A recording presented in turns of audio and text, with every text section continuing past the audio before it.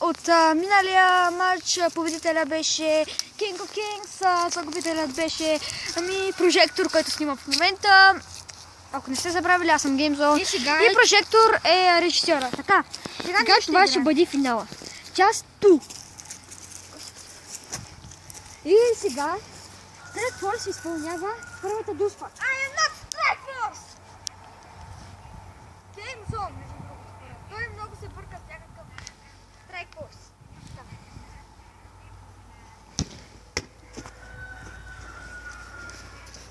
Как се видяхте? Той спаси. YouTube. Тази дуспа за мен беше доста лесно за спасяване. So easy. Но сега, отдавна не съм играл YouTube. Вратата е GameZone. Дали той ще скъм? Вай! Ура! YouTube. Това е пълен бот. Буде се лечите нуб.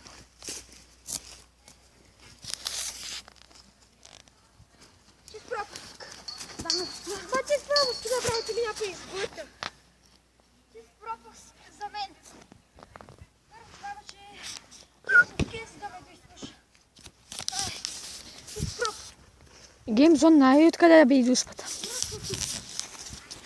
Да, YouTube, знам. Просто искам да измам. GameZone дори не успява цели вратата.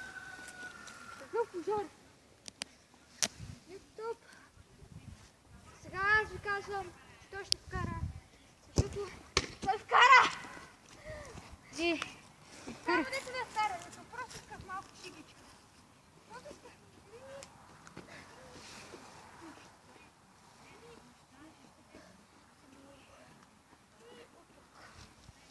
Бабуна!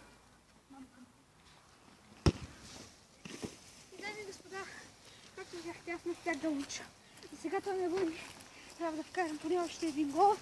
Иначе ще си умра и ще трябва да играя срещу Прожектор. Аз изпълнявам четвърта дуспа. Топката е поставена. Четвърта дуспа да е сюда. Дали ще вкара? Може да. Сигурност. Ясно отгор.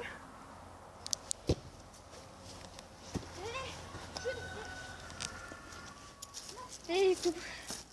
Това беше пропуск. Но ви гарантирам, че следващата дуспа ще е гол.